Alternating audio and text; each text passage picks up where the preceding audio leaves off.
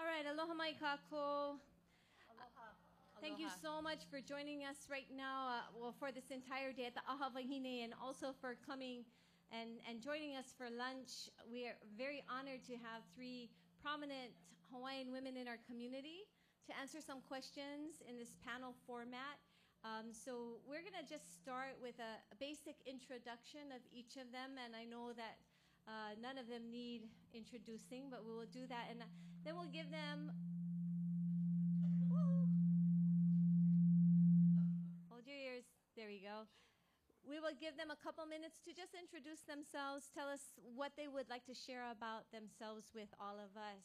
So I'll start with right here on my immediate left is DJ Mailer, CEO of Kamehameha Schools. Next to DJ is Claire Assam. Claire, are you still CEO? You're not CEO anymore. No, I'm a trustee. She is a trustee of Queen Lili'uokalani. Okay, and that Children's Trust. And next, on the far over there, and we all know, Colette Machado, trustee of Office of Hawaiian Affairs. So welcome our panel.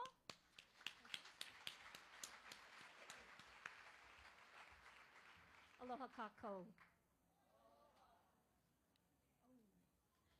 So we will start all the way at the other end with Colette. And Colette, if you wouldn't mind just giving us a little background information on yourself, we'd appreciate it. Mahalo. Okay, real quickly, I want to begin by saying I'm a ninth grade dropout. I never finished high school. I went on to the Job Corps in Astoria, Oregon, and got a GED at the age of 16. I returned to Hawaii and graduated from the University of Hawaii at Manoa in 1974.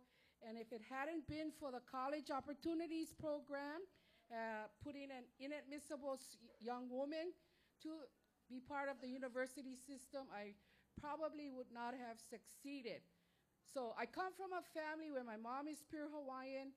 My grandfather, Zachariah Pali Pahapu, was one of the original homesteaders that were pioneers in the Kalama'ula area when it was a demonstration program for the Department of Hawaiian Homes.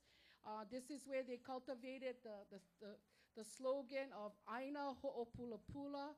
So I'm trying to describe to you that I'm actually a grassroots woman that through many challenges in my life, and both my parents never finished high school. My mom only had a 4th grade education, and her occupation was a roommate.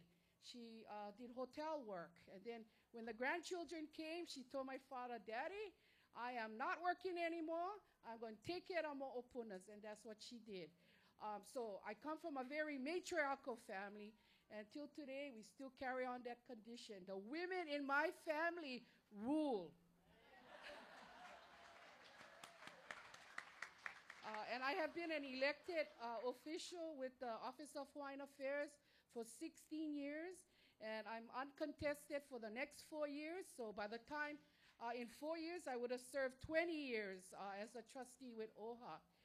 Real quickly, how did I end up being a politician? At a very early age, when I was 25, just as I graduated from the UH Manoa, I became the youngest female of Hawaiian ancestry to be appointed to the State Land Use Commission. I served there 6.5 years. You folks heard of Land and Power, the Gavin Dawes book? Well, if you look in there in the back, my name is there only because I wasn't part of all the maneuvering with the power and land deals. I was just there serving as a humble commissioner. And then I went on to serve with the Department of Hawaiian Homes Commission. I worked and served on the Georgiana Patagon during the early years with the department. So I want to share with you that preparing me for a trustee's elected official was I volunteered as a state board commission. And I tell you, that is a whole education. And any of you that got spare time, sign up for your any capacity within the government for boards and commissions to be a member.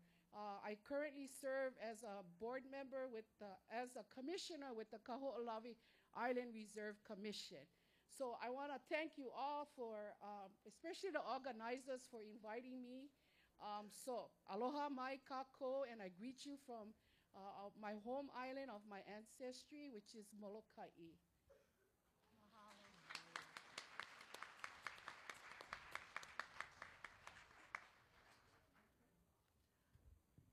Mahalo Keakua for the beautiful day that we are sharing. Mahalo to the ali'i who have left their legacies that continue today to serve our people. Aloha to the kupuna who have passed, the kupuna who are with us today and continue to guide us with their love and aloha. To the leaders and organizers of this wonderful conference and all of you who gather here as strong, proud Wahine. Aloha mai kako. My name is Claire Kalau Papahiva Chun Mui Lok Assam. My father was Wa Sing Lok from Pawa'a. My mother is Mary Uilani Tiao from Wahine. My mountain is Maunalani Heights, where I was raised. My valley is the verdant Manoa Valley, where Kuhio and I raised our sons. My ocean is Pokivai, the ocean that is in Hau'ula. It is there where I learned to swim, fish, pick limu, and where I continue to go to refresh my soul. I attended the university lab school from the age of 4 until the 8th grade, and then journeyed to Kamehameha, where I'm a proud graduate of the class of 1970. Imua Kamehameha. From there, I attended Connecticut College and got my undergraduate degree there, and then came back to the University of Hawaii at Manoa and received my 2 advanced degrees there. It's a pleasure to join my esteemed colleagues here and have some time to share with you. Aloha.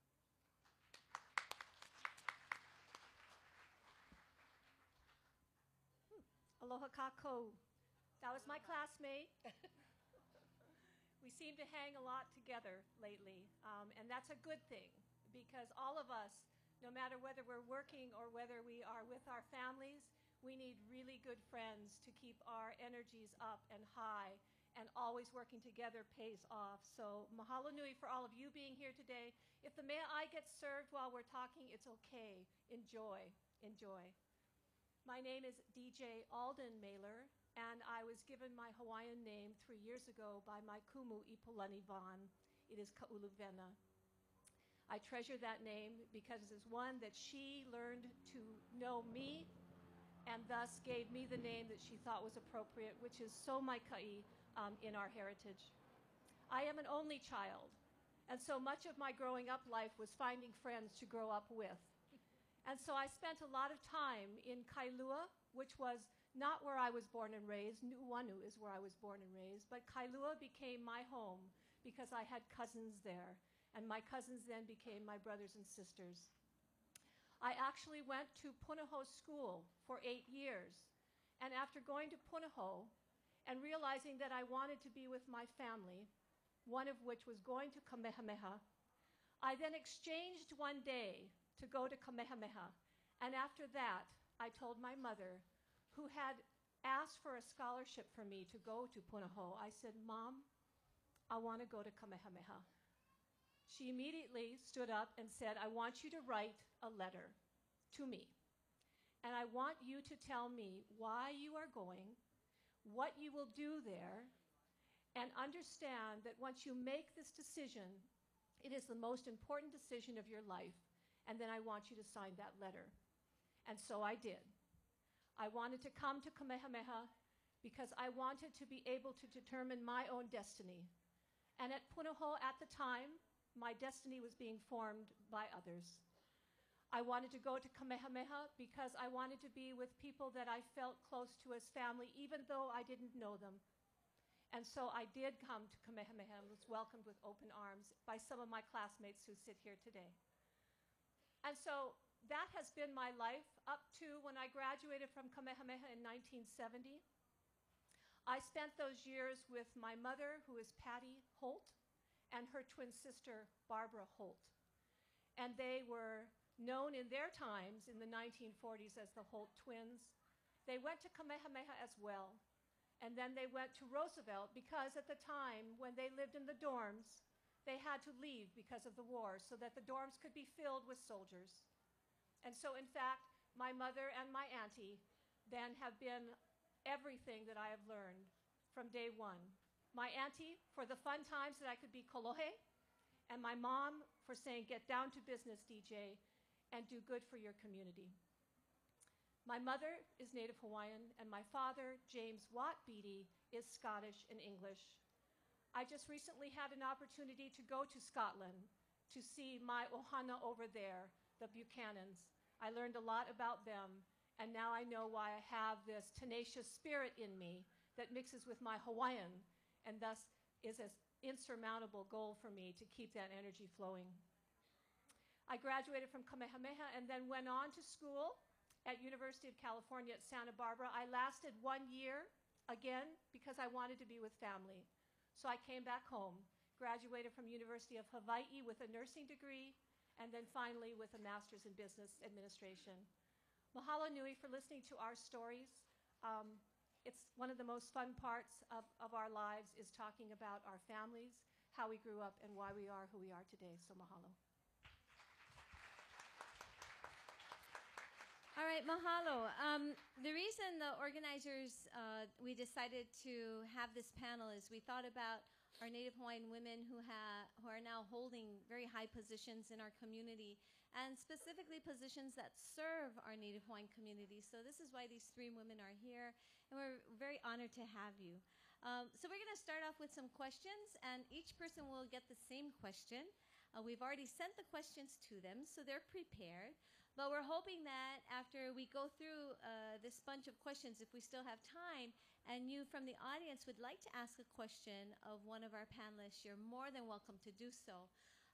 I don't mean to sound like we're in a rush, but Claire does have a flight to catch, and as always, but she actually has till 3:30, and we're only supposed to be scheduled here till 2, so we should be out of here on time, right, ladies? So we'll start off first, and Claire, I'm going to ask you this first question, and that is to please describe your kuleana. Now, kuleana's huge, and we could spend days talking about our kuleana.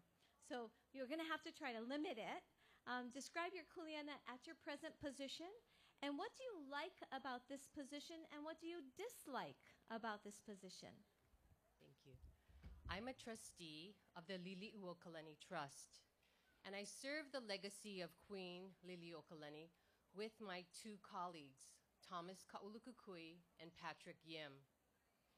As trustees, we are equally vested with the responsibility and obligations to care for the trust, to do what the Queen asked us to do in her deed of trust. And in her deed of trust, she directed her trustees to use all of her property and assets to care for orphan and destitute Hawaiian children.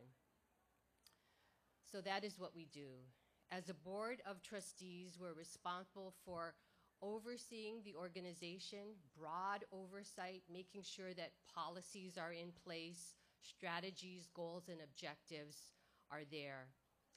Some of these broad policies include an integrated strategic plan, governance policies, investment policies, conflicts of interest policies, compensation for our management and staff.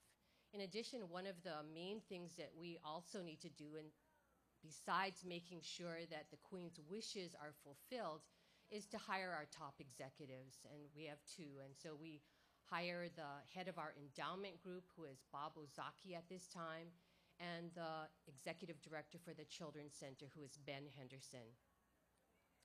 As a trustee, I also have other kuleana, and just want to hit on a couple of them, share them with you. One, as a trustee, is that I strive to conduct myself with the highest degree of care to the trust and also for the children who benefit from the trust. I also try very hard to preserve and develop the assets of the trust for the benefit, again, of our beneficiaries. And thirdly, it's very important that as trustees, we envision a future for the trust, a future that is bright, that's supportive, and in our case, it's a perpetual trust. So we must do whatever we can in our short amount of time that we have as trustees to make sure that the trust continues into perpetuity. Hopefully those are some of the capsules or the main things that I see as a trustee and my kuleana as a trustee. So the other part of that question was, what do you like and what might you dislike about your position? Thank you. What do I like about my position? I especially, and let me just give a little background. I spent 25 years at Kamehameha and then went to the trust as their executive director. And I was in that position for 8 years. And in the position of executive director, I was able to oversee all of the operations, the work that our staff do to care for orphan and destitute children. When I became a trustee, I had to leave the operations behind and look from a broader perspective and look at policies. But what it also meant was that I was able to learn and be involved with the endowment side of the house, the part of our operation that develops land, that we have a investment portfolio. It's the money-making arm of the trust. It generates the revenue so that the operational side of the house, the Children's Center, has the funds that it needs to care for the orphan and destitute Hawaiian children. So what I like most about the job as trustee is seeing both sides, being able to learn about the land and the investments, and also see the operations. The other part to that question is, what do I dislike? I wouldn't say I dislike it, but one of the things that I really miss being a trustee is sometimes I really miss the operational aspects. It was fun working at the Children's Center, doing things with our staff and creating programs and initiatives. And as a trustee, I don't have that kuleana anymore. My role is different. I respect those who do have that kuleana, but it's one of the things that sometimes I miss. Mahalo. Okay, DJ, would you like to take a stab at that question? Sure.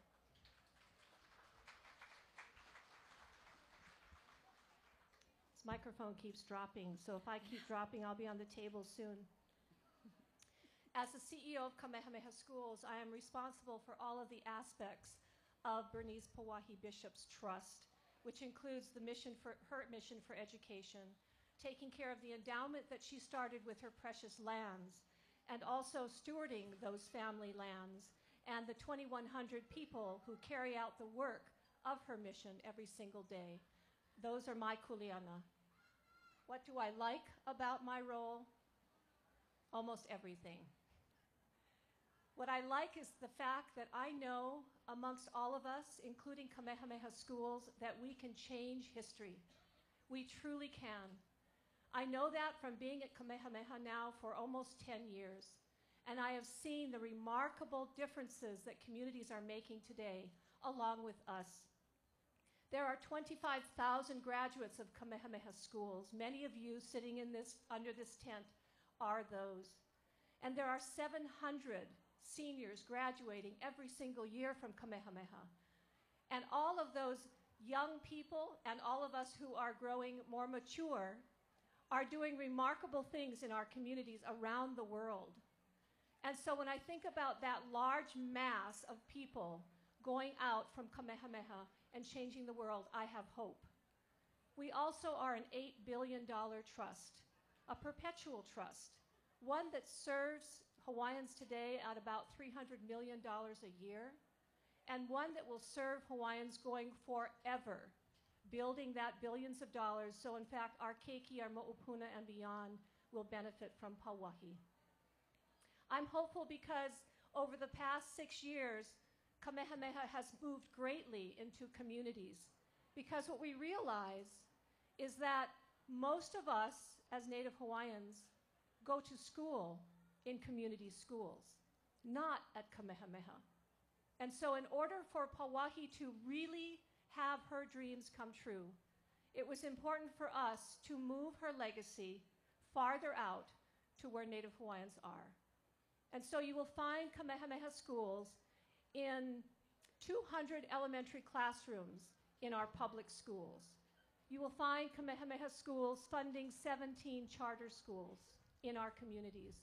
You will find Kamehameha Schools training not only our kumu, but training the public school kumu who have our babies in front of them every single day.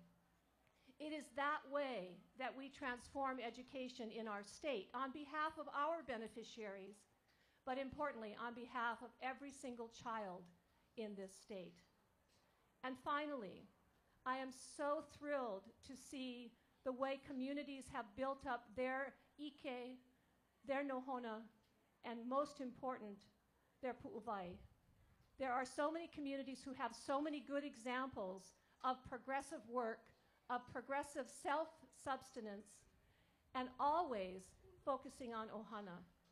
So with all of that, with all of those resources and the aloha, there is no reason why we can't have a vibrant future in this state.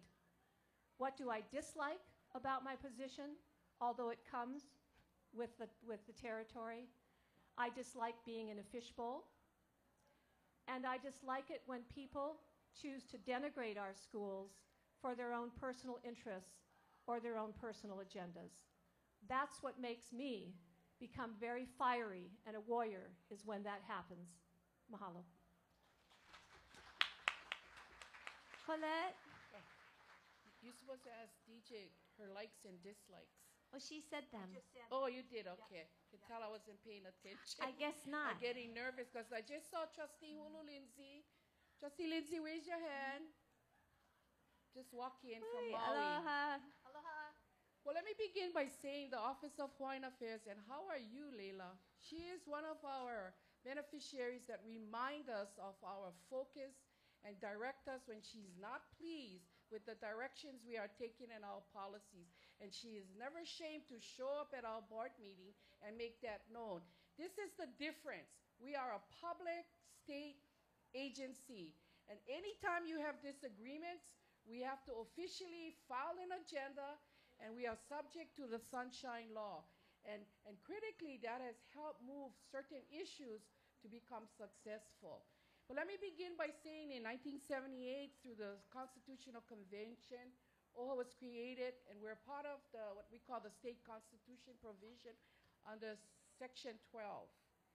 It is an elected official. We serve 4-year terms, and our mission is to uplift our people. And we don't have a quantum limitation like the Department of Hawaiian Homes, where it's limited to the 50%ers and plus. We serve all beneficiaries of Native Hawaiians. And at times it becomes sort of a crossover when people come, and I wouldn't say they're in a demanding spirit, but we have so much needs across the Pai'aina, whether it's the lack of housing, homelessness, whether it's economic development that's lacking, shoreline changes, protection of resources from Mauka to Maukai. So politically, we have become that vehicle, whether we argue that discussion at the table or we create what we call a political agenda to implore upon the state legislature through the House and the Senate. Most recently, we moved to try to settle a long-standing debt with the legislators. We have filed litigation over the past years. For 33 years, we were in courts, passed on to the legislators to come up with a fair, amicable agreement to settle past due claims only, not the whole kit and caboodle. And we were blessed this year through the legislature with a $200 million with lands that are equivalent to $200 million for Kaka'ako Makai. We could not have done it without the support of CNHA and the SHA organization and the Department of Hawaiian Homes. What I'm leading to is, many times, the needs are so great, we must rely on other organizations in the political arena to move issues that are, decades old, that are unresolved, because on the outside, you have numerous non-Hawaiians or even legislators or other entities that do not support some of our priorities. And I can talk about that politically, about the colorblind America, where they feel that as the natives of this indigenous lands here in Hawaii, they feel that we are a minority in our own homeland. So we begin to struggle to fight, to rise above all of that so that we can say we were the first here. And that's the struggle, that you have to begin to develop a unified front. And I have seen that if people come together understanding that it's not about OHA advancing or receiving the $200 million equivalent to the land at Kakakomakai, but it's being held for the next government or what we consider our nation. So OHA is a temporary holding. I want to say this on the record. OHA is only a temporary holding, a placeholder to receive lands. This is part of what we do under the constitutional proviso and under HRS. We are temporary holding that we will receive lands, resources, accept settlement to develop a portfolio for our future. The future is our nation, and we're building that lahui. We're building those kinds of policies that can benefit. And when that occurs, when the nation is built, OHA will disappear because there has been some criticism that we are linked too close to the state government, too close to the state of Hawaii, too close to many of those limitations that prohibit us from being who we are as the native indigenous people of this land. So we have, since I've been there 16 years, we've really tried to move those initiatives to assure our beneficiaries that we are your advocate team. And I can say that we don't always hit the mark. I was on Maui, and I'm not sure if you folks know, we just won a successful Supreme Court ruling with Navai Eha with that decision. It took the Navai Eha group 9 years to petition the courts, and the Hawaii State Supreme Court ruled in their favor and vacated the permits that would have taken away in-stream flow standards and waters that would have gone to the largest developer on the island. So that's a very successful outcome for Native Hawaiians. The regulators must now include traditional and cultural uses before allocations are made. And this is part of what we have been advocating, all of us. OHA was able to provide the funding and hiring the attorneys to go against the state of Hawaii. And in this case, we were successful. We did the Waihole, so water resources, oversight, that's a high priority for the trustees. We continue to support those areas.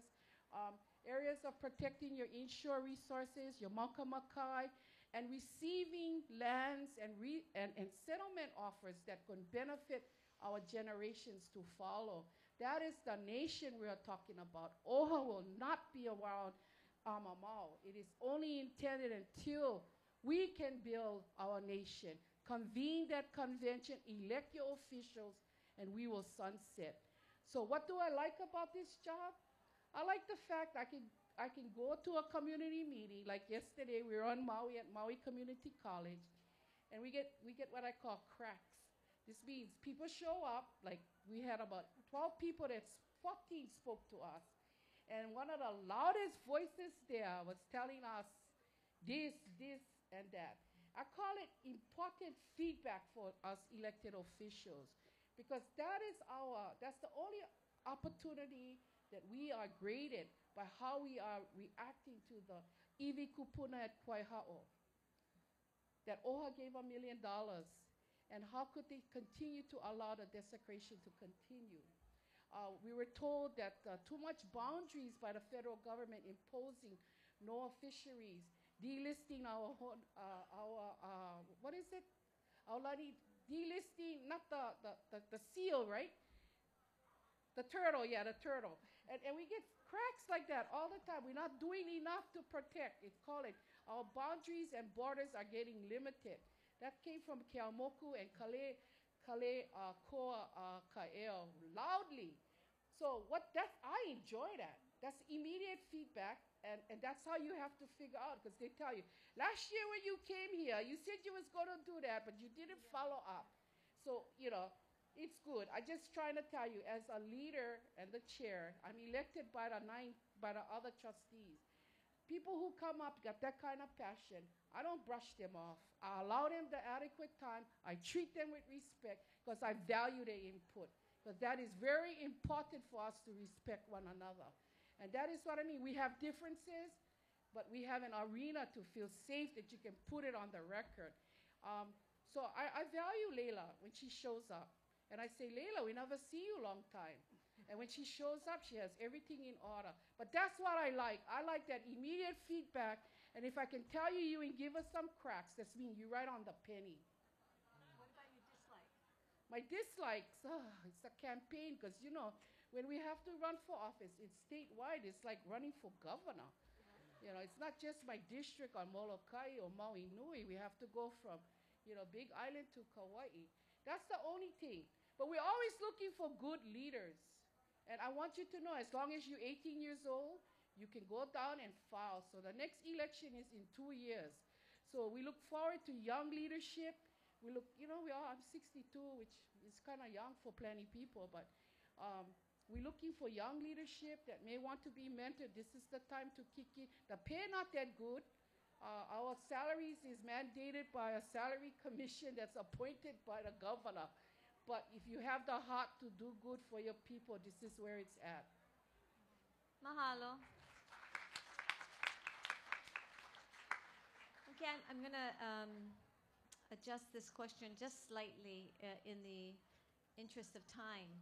And I want each of you to, because we're interested in Hawaiian women who are successful in their positions, which all three of you are, I'd like you to explain one trait. So choose one trait that you possess that you feel attributes to your success in being in this position now. So one trait that you possess that you feel attributes to your success in this position I'll now. go first. I'll go start them off. The first thing is humility. One trait, so that's your choice, humility. Okay, Kalamaya, also explain why you chose humility. I looked at the Queen Liliuokalani in her years when she was just ready to hala. Her quote says, I could not turn back the time of political change. She tried so hard to restore her kingdom, but she forgave those that imprisoned her. And when you can come to that point to accept certain things you cannot change, then the challenges are going to be a lot easier for you to reach out. So humility is important. We are not in the economic climate where we have a lot of power.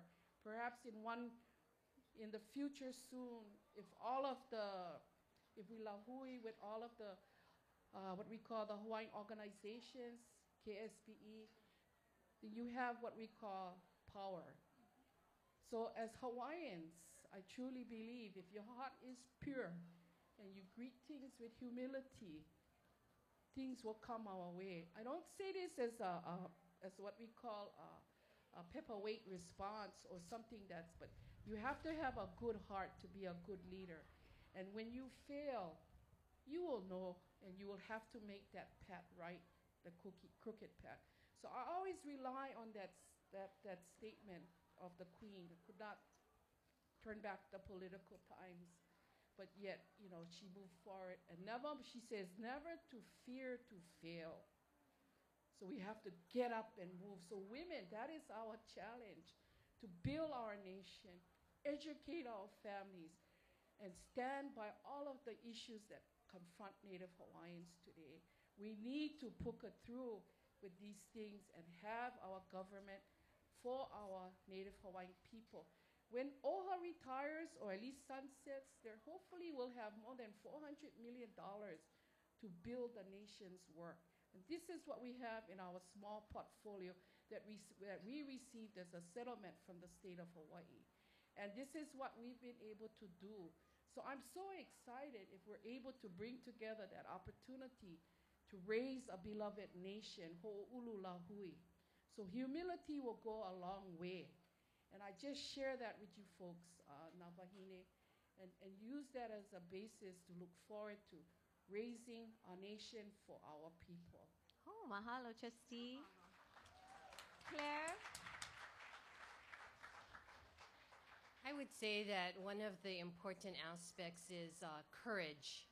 And that's courage to do the right thing. It's also courage to admit that you don't know something and that you're going to learn. It's courage to make decisions that are really hard. As a leader, you're faced with people who have opposite points of view. As the executive director, I remember meeting with someone who was very upset that we did not provide the services to his family that he thought we should. And I needed to listen. I needed to give him some feedback about what we can do and what we can't do. But it's having that courage, that inner strength of knowing that you can do it. And I always reflect that I'm not alone in this, that I have my ancestors, I have Keakua, I have colleagues, I have staff that support, and we can work together. But I think courage is very important, one of the important attributes of being a leader. Mahalo. Okay, DJ? So for me, it's never believing in impossibilities. Nothing is impossible. And I learned that before I came back to Kamehameha. I learned it big time. I was working in Geneva, Switzerland for an organization called the Global Fund to Fight AIDS, Tuberculosis, and Malaria across the world. For those of us in Wahine, we don't often understand what's going on outside there with babies and families dying of disease. But I learned that while I was there. I actually visited communities that had been wiped out, half of them gone. And what's the problem is that the adults are gone, not the children and not the kupuna. So you have half a community gone with the teachers and the healthcare workers gone as well from disease.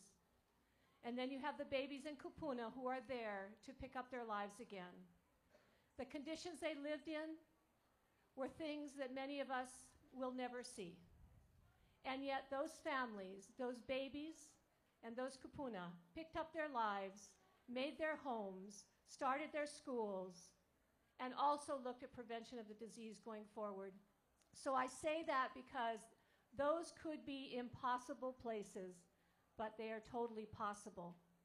So when I came home, that's exactly what I told myself when I said, how in the world are we going to be able to make sure that every Native Hawaiian gets the very best education that they deserve in the state of Hawaii? And the first answer to that question was, then go to the public schools. So we have. No one wants to take that on in this state, and yet it is our responsibility to do so. They are our schools, and we need to care for them. I also thought when I first came on board, and I know Lily Kala is here, she said, you know, we have to have our students at Kamehameha carry forth Olelo Hawaii, Ike Hawaii, and we need to be bilingual. So I said, okay. That started about 8 years ago. It's been a long journey, but now 2 of our campuses have requirements for Hawaiian language proficiency. And my hope is Kapalama will come along this year, where that every single graduate will have proficiency in our native tongue. Is that enough? No, but it's a start. And so those are the kinds of things I believe in. Nothing is impossible. Everything is probable. Mahalo.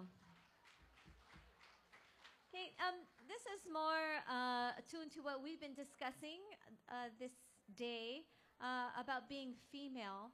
And so my question to all of you is, how do you feel being female has helped contribute to any success you have had in your past accomplishments, if at all? You may not feel that being female had anything to do with some of your successes, but if you do, I think our female audience would be interested in knowing the answer to that. So, Claire, we'll start with you.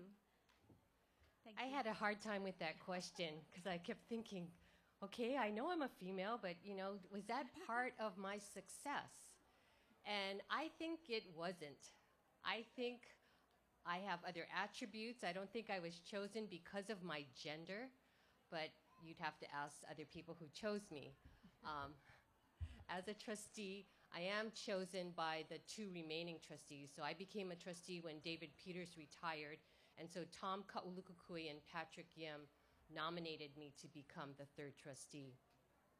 But in my mind, it's not a matter of gender. I think it's more a matter of competence and what it is that you can do and your attributes of perseverance, challenge, taking on challenges, taking on risks, having the courage to move forward, to think of doing the impossible, as DJ has shared. I think those are some of the attributes that I consider important and not so much gender. Mahalo.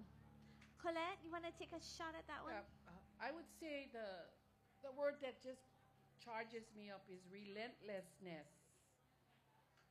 You know what that means? It's like a bulldog that no let go. Relentlessness is something that I learned in my early years when I was just getting out of the university. And during the university. And this is the work that I don't take credit for, but was part of the grassroots movement with the Protect Kaho'olawe Ohana. When you go against the military and when you tell your family that they're desecrating a sacred island, they turn around. This is in the 70s now. They turn around and they laugh at you and they tell you, what are you doing? You're supposed to be going into college to educate yourself.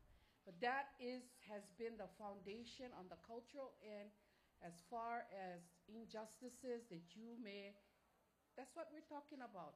Injustices that have come upon our race, our families, and even in our social systems. So when you look at that, you have to be relentless.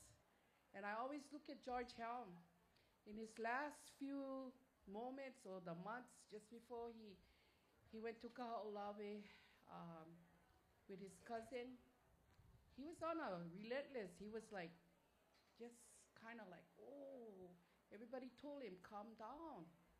But he had this in him that pushed him to the point where he had to get to Kaho'olawe no matter what would happen, because you had Walter still on the island, and they felt that they were in harm's way. So relentlessness is important because you cannot give up. You know, I'm 62. I'm proud to be maybe in another 5 years a kupuna.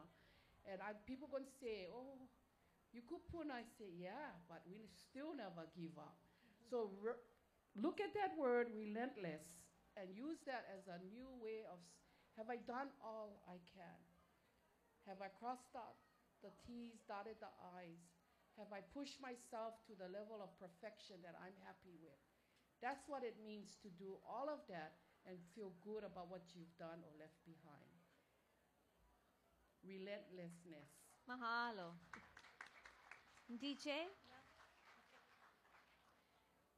So I think females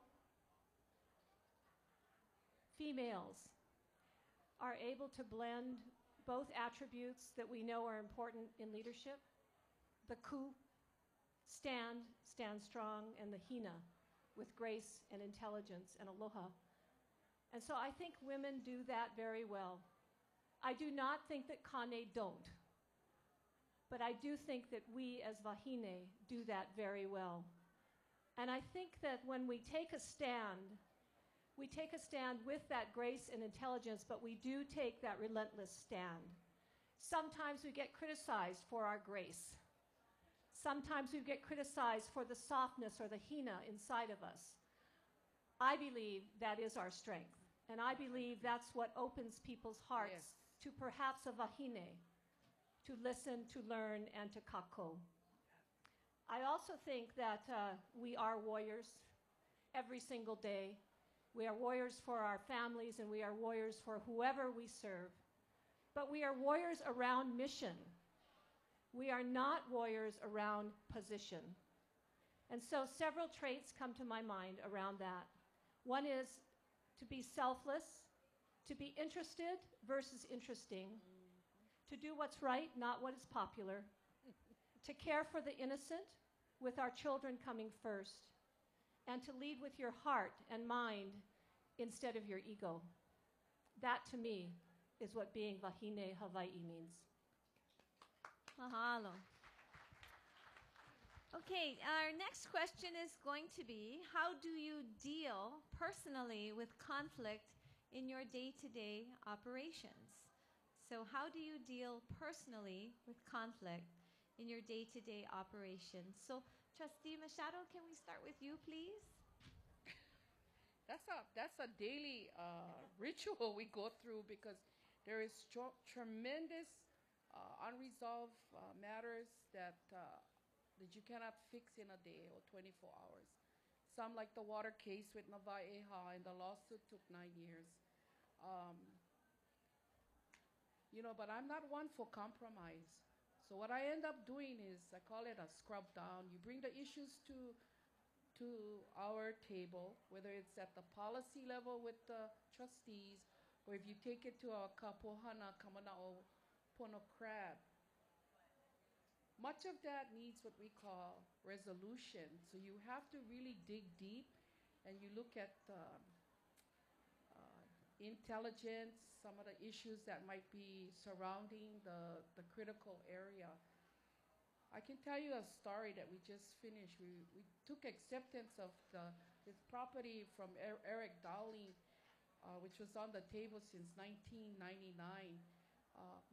It's a beautiful, at Palawea, if you know Makena, Palawea on Maui. It's a beautiful, with millionaires all around. We got 20.7 acres from Everett Dowling, the developer. And in addition to that, because it's a known archaeological site with tremendous features, since 1999, he had wanted the university, the Maui College, to take it, but they were unable to do so. At our meeting yesterday, we passed approval to accept these lands. And we're going to be working with the college to create a stewardship relationship.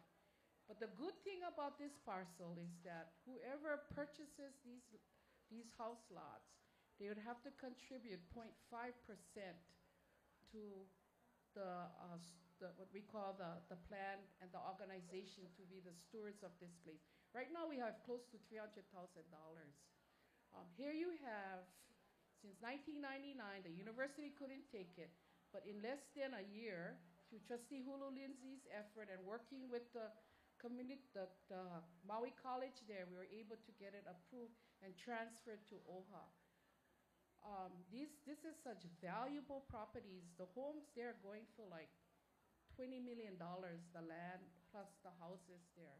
So whatever the value of the land, we will get 0.5% to protect these parcels and to restore it. And that's exciting. So when you look at solutions, many people didn't like Dowling because he's considered someone that's dug up a lot of the kupuna for his personal development and his resorts. So you had to balance off, and then you had to deal with the chancellor who really wanted the college to have it. So you cannot back away from those things. You just have to full board it, as Trustee Hulu Lindsay did, and bringing everybody to the table to discuss this. And so that was resolved in that way. So that's how I feel when you get conflict. You got to stand that this is right, you deserve that, and you're going to go for it. And in this case, in another year or so, when all of this is worked out and the stewardship program begins, you will see how beautiful that property is. And that'll acknowledge that our kupunas use this property, this area in particular. We have several features that are huge heiaus. It's also known as an agricultural area. So you'll have these valuable ag sites that will be cleared with all the Kiawe wood. And it's right across Palawea Beach, right Mauka. And that's a very positive outcome. But we deal with small stuff like that, and government, litigation, going after, if we feel that there's enough issues to go after the military for not treating the cultural practitioners properly, even and beyond our 106 consultation. All of that sounds like rhetoric, but what does that mean? OHA can be a hammer to go in and raise the hard issues for cultural practitioners. And in many situations, we've been able to be successful. Mauna Kea is another one. Never-ending story about Mauna Kea. and how the telescopes continue to grow. And then the military using pohakuloa. We get this in our face all the time, but it cannot be seen as a 1-hour deal. It's something that we go ongoing, we research, we have great policy analysts at OHA now that argue and debate, and we have beneficiaries that demand accountability, where we have to call meetings to sit down and talk about this with the military. And then even at some point where we need to file an injunction, OHA will do that. But it's issues like that that we have to kind of juggle around. But it's never ending for us. So sometimes we're able to pa'apono something like the Palawea project that took less than a year to resolve, and some is always ongoing. So to me, you need the kind of, the fighting spirit, never to give up, because so easy to say, I did my share already, I'm gonna hang it up, but can't. And that's why we need good leaders in every position to influence, whether it's government, whether it's a private sector, to say, hey, you saw that Hawaiian woman, you saw the Wahine, she's sharp, you can't do nothing against her. Watch out. That's what you want people to remember you. The Wahine that went stomp them. Can you guys remember that? The Wahine that went block everything and went stomp them, that they couldn't come back and they're going to give in. But we can't do that at OHA all the time. It's just a balancing job. We're moving to get the Papahana Moko to become, that's been ongoing, and I'm looking at Aulani because, we've been trying to be one of the trustees to oversee Papahana Moku. And that's something we're going to seriously look at this round, because we lost our great manager from OHA. But that's something that we will take on, that will be for our next Lahui to oversee and protect. So no more end, right, Leila? No more end this work we do. And you can't resolve conflicts immediately. Sometimes Mahalo. it takes intervention, ho'oponopono, never ending. Mahalo, Trustee. So was that a fair question? I don't think so, but that's all right. It's okay. You didn't really answer it anyway, so it doesn't matter. That's what I'm saying. It can't be answered. It's Sorry. ongoing. Okay, how about you, Claire? Okay. As trustees, one of our preferred modes of decision-making is consensus. And we have different opinions. There are 3 individuals, and we have different perspectives of issues. We have different insights. And so when we don't agree, we take time to discuss the issues. We may need more information. It might be asking our executives to get us additional information about what we're making a decision about, and we continue to discuss. Fortunately, the 3 of us have worked together, and we work well together, that we are able to come to a consensus and make decisions. But that's how we deal with conflict. If we disagree, we take time, we get more information, we continue discussing until we come to agreement and make a decision together. Mahalo. TJ? So the question is, what do I do to take care of conflict in day-to-day operations? And the honest answer is, look forward to a nice glass of wine. So you can't put that on the TV. That's a good answer. So that's the first thing that comes to many of our minds. But truly, when I think about it, conflict is good. Because all conflict is misunderstanding between people. Yeah. And if we can spend the time to listen and understand each other and the reasons why we believe so strongly in what we believe in, then all of a sudden conflict turns to convergence. Yeah. And so that's my view, is conflict is important. Now, when conflict gets terribly hard to resolve, like when Kamehameha was being pushed up to the Supreme Court to protect our preference policy, that was extreme conflict. Then you have to know who leads you. So in our personal lives, we know who leads us. That's a kua, that's our family, that's our kupuna. In our professional lives, we need to know who leads us as well, so we can make good decisions on those conflicts. And for me, it is Pauahi. I look to what she wants. I look to how she says we should have it. I look to see how our character needs to reflect that. And she has never, ever failed me in such times. Mahalo. All right, we are at the end of our hour, and we do want to keep to our schedule. However, many of you have not been able to eat yet. So Ka'io was on the side here telling me we do want to encourage you to go ahead, pick up your mea'ai, and just take it with you to the next activity. And don't worry about it. Eat it within that class if you're in a class. But we do still have actually 10 minutes, and I just wanted to offer it out there. If there was anyone in the audience that would have a specific question for one of our guests, we would love to try to entertain that at this point in time. Any takers? I've been asked to announce as you break away that at the OHA table, they have T-shirts for you folks. So you want to stop by in the corner right there by the ulu tree to get T-shirts for you folks. Also, we do have Dr. Kame'elehiva coming up to ask a question, but there is a Miss Kaluna. I believe your auntie has spoken to you about coming up to the tent after. Please come, Miss Kaluna. I don't remember your first name, but we're interested in speaking to you about some jam poetry. So wherever you are, come up and meet me after, okay?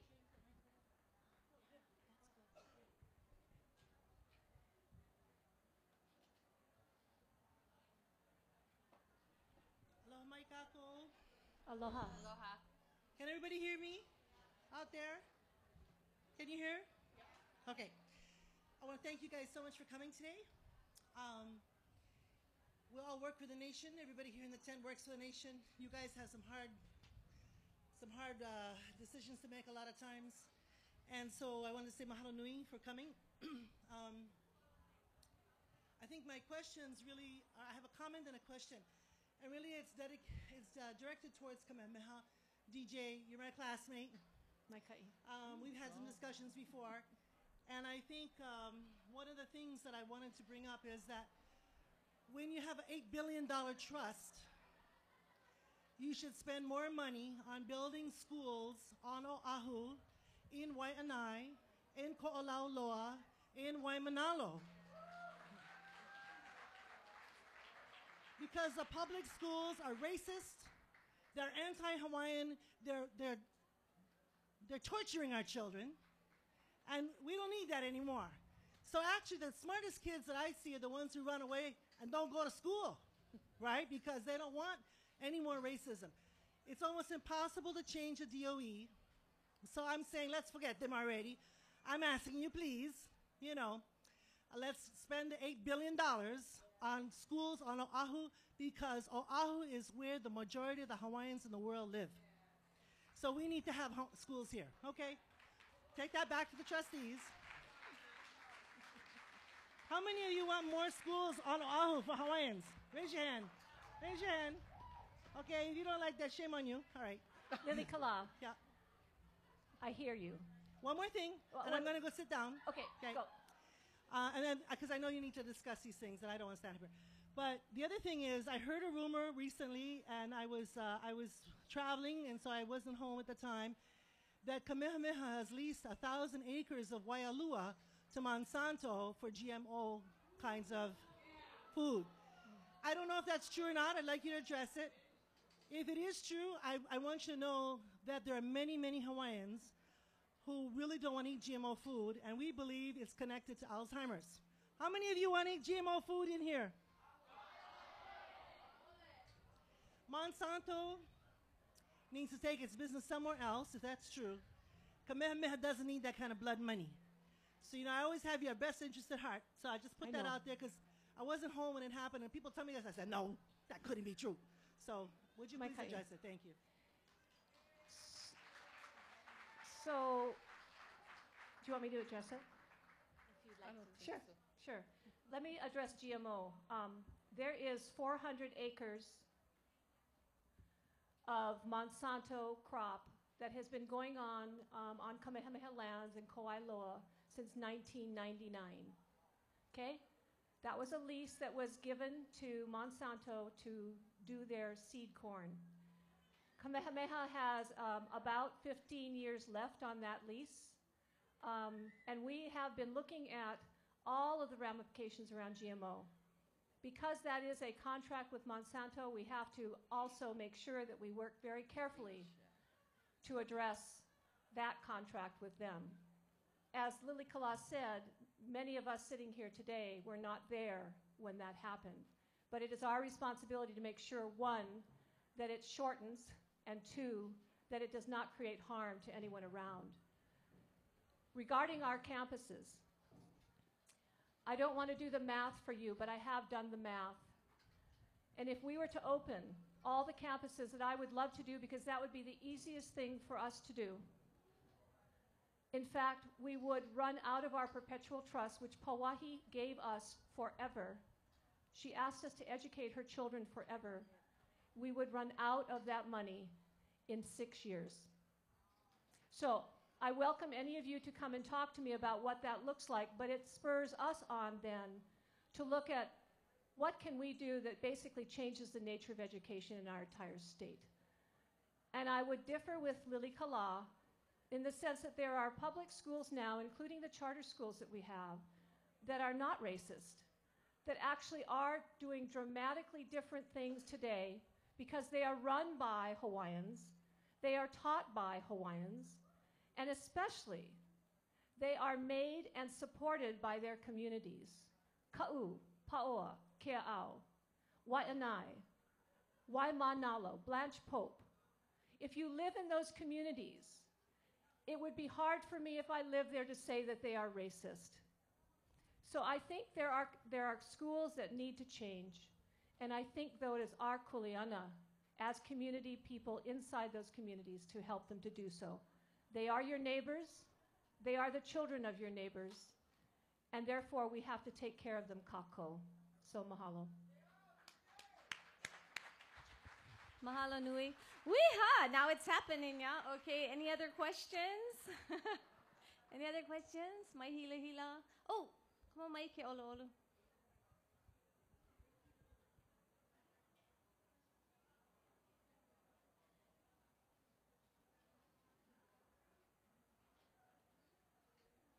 Aloha. And thank you very much for being sensitive enough to open up the questions to the Ohana, because this is where you really need to pulse the people. I'm not Hawaiian. I'm a product of Radford High School. My question is, when is Kamehameha School going to go and move forth? Right now, Kamehameha School does preschool through high school. Okay, that's my understanding. When is Kamehameha School going to move into developing their own colleges and universities? We have been in the business of education for over 100 and something years plus. Okay, as an African American, if I never go to a UCLA, Harvard, a Yale, I can go to over 130 historical black colleges, land-grant institutions in the United States. As an African American who has Native American heritage, I can go to over 30 Native American schools, land-grant schools in the United States. It's past time. Wouldn't you agree? I think we should be moving in terms of also having land-grant universities and colleges that Hawaiians, we shouldn't have to have a continual brain drain. We lose our best and our brightest because they have to leave Hawaii and go elsewhere to be educated in the way that they need to. Can you tell me, in your plans for the future, are you thinking in those terms? Mahalo. Mahalo nui.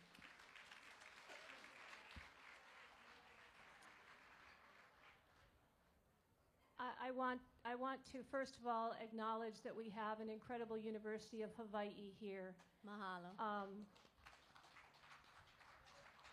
And yes, there can always be room to serve more, but I know that university because I graduated from there twice.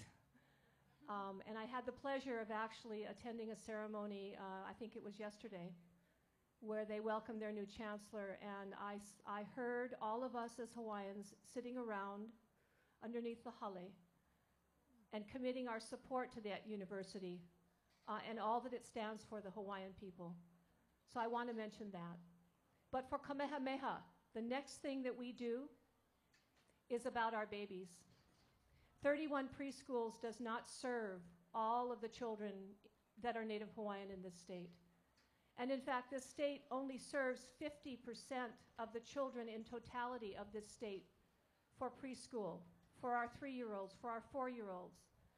50% of those children are going to kindergarten and they're not ready. And how sad is that, that in kindergarten you start off not understanding and thus being ashamed of where you sit in that classroom. It's a travesty that we are one of 11 states that is lowest in the nation for our children. What does that say about all of us and what our priorities should be? If you are a kupuna, if you are a makua, you should be getting your children into the early learning settings, and yet there aren't enough, and there isn't enough funding. So Kamehameha is leading a campaign along with a number of different community organizations, along with the medical arena, along with lots of educators and, in fact, business, to make sure that every single child who is at least 4-year-old gets that early learning experience. And whether it's in Tutu and Me, or whether it's in preschool, or whether it's in at home, make sure our babies get that first start. When we take care of that problem, then we will worry about the higher education that really, as the university has today, we can all attend there or have multiple choice across the entire nation. So I appreciate your request for higher ed. But for me and for the trustees of Kamehameha, we are going to begin with our babies first. Mahalo. All right, ladies, that's wrapping us up for now. We want to encourage you to go to your next class. It will be starting on time at 2:15. Again, if you've just received your mea'ai, please take it with you to that location. And if we could please take a moment now to thank this panel for sharing their mana'o with all of us today. Mahalo.